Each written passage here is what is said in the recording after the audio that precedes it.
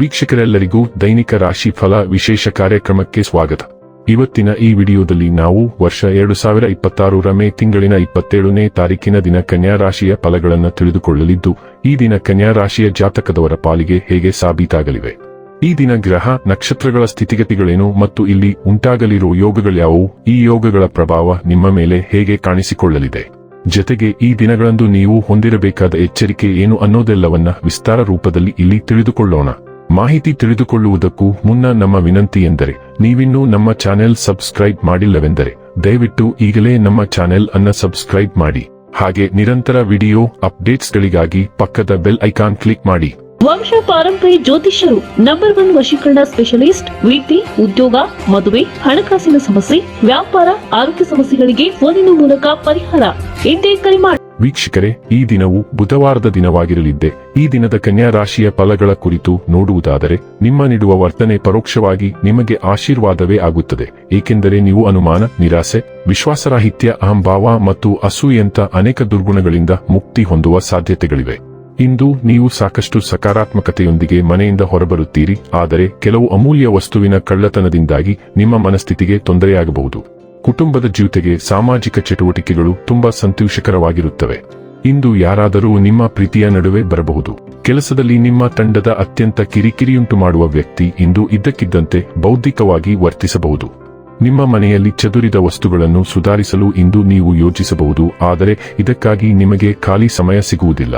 ನೀವು ದಿನಸಿ ಶಾಪಿಂಗ್ ಬಗ್ಗೆ ನಿಮ್ಮ ಸಂಗಾತಿಯ ಮೇಲೆ ಮುನಿಸಿಕೊಳ್ಳಬಹುದು. ಹಗಲಿನಲ್ಲಿ ನಿಮಗೆ ಅಸಾಮಾನ್ಯ ಮತ್ತು ಅಚ್ಚರಿಯ ಸಂಗತಿಗಳು ಸಂಭವಿಸಬಹುದು. ನೀವು ಎಂದಿಗೂ ನಿರೀಕ್ಷಿಸದ ಘಟನೆಗಳು ಇಂದು ಸಂಭವಿಸುವ ಸಾಧ್ಯತೆ ಹೆಚ್ಚು. ಗ್ರಹಗಳ ಶಕ್ತಿಗಳನ್ನು ಗಮನಿಸುವುದು ಮತ್ತು ಅವು ನಿಮ್ಮನ್ನು ಯಾವ ದಿಕ್ಕಿಗೆ ತಳ್ಳುತ್ತಿವೆ ಎಂಬುದನ್ನು ಅರ್ಥಮಾಡಿಕೊಳ್ಳಲು ಪ್ರಯತ್ನಿಸುವುದು ಮುಖ್ಯ. ಈ ಹಂತದಲ್ಲಿ ಸರಿಯಾದ ಮಾರ್ಗವನ್ನು ಕಂಡುಹಿಡಿಯುವುದು ನಿಮ್ಮ ಜೀವನದ ಮೇಲೆ ಕ್ರಾಂತಿಕಾರಿ ಪರಿಣಾಮ ಬೀರುತ್ತದೆ. ಆರೋಗ್ಯ ಮತ್ತು ಸ್ವಾಸ್ಥ್ಯ ಬಗ್ಗೆ ತಿಳಿದುಕೊಳ್ಳೋಣ. ಇಂದು ನಿಮಗೆ ಸ್ವಲ್ಪ ಬೆನ್ನು ನೋವು ಅಥವಾ ಉರಿಯೂತ ಉಂಟಾಗಬಹುದು. ಭಾವನಾತ್ಮಕ ಒತ್ತಡ ಮತ್ತು ಬಿಗಿತವು ನಿಮ್ಮ ಜೀರ್ಣಕ್ರಿಯೆ ಅಥವಾ ಕೀಲುಗಳ ಮೇಲೆ ಪರಿಣಾಮ ಬೀರಬಹುದು. ಜಾಗರೂಕರಾಗಿರಿ ಮತ್ತು ಬೀಳುವಿಕೆ ಅಥವಾ ಒತ್ತಡಕ್ಕೆ ಕಾರಣವಾಗುವ ಚಟುವಟಿಕೆಗಳನ್ನು ತಪ್ಪಿಸಿ. ಸಕಾರಾತ್ಮಕವಾಗಿ ಅನನ್ಯ ಆರೋಗ್ಯ ದಿನಚರಿಗಳು ಮತ್ತು ತ್ವರಿತ ಚೇತರಿಕೆಯು ನಿಮ್ಮ ಒಟ್ಟಾರೆ ಯೋಗಕ್ಷೇಮವನ್ನು ಬೆಂಬಲಿಸುವ ಸಾಧ್ಯತೆಯಿದೆ. ನಮ್ಯತೆ ಮತ್ತು ಜಾಗರೂಕರಾಗಿರಿ. ಡೈಲಿ ಲವ್ ಮತ್ತು ರಿಲೇಶನ್ಶಿಪ್ ಬಗ್ಗೆ ತಿಳಿದುಕೊಳ್ಳೋಣ. ನಿಮ್ಮ ಮುಕ್ತ ಮತ್ತು ಅಭಿವ್ಯಕ್ತಿಶೀಲ ಸ್ವಭಾವವು ಇತರರನ್ನು ಆಕರ್ಷಿಸುತ್ತದೆ. ಹೃತ್ಪೂರ್ವಕ ಸಂವಹನವು ನೈಸರ್ಗಿಕ ಮತ್ತು ಬೆಚ್ಚಗಿನ ಭಾವನೆಯನ್ನು ನೀಡುತ್ತದೆ.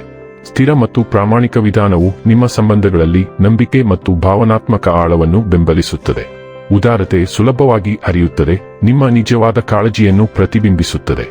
ಆದಾಗ್ಯೂ ನಿಮ್ಮ ಉದ್ದೇಶಗಳನ್ನು ಪ್ರತಿಬಿಂಬಿಸುವುದು ಮತ್ತು ಅಗತ್ಯವಿರುವಲ್ಲಿ ಸ್ಪಷ್ಟತೆಯನ್ನು ಹುಡುಕುವುದು ಬುದ್ಧಿವಂತವಾಗಿದೆ.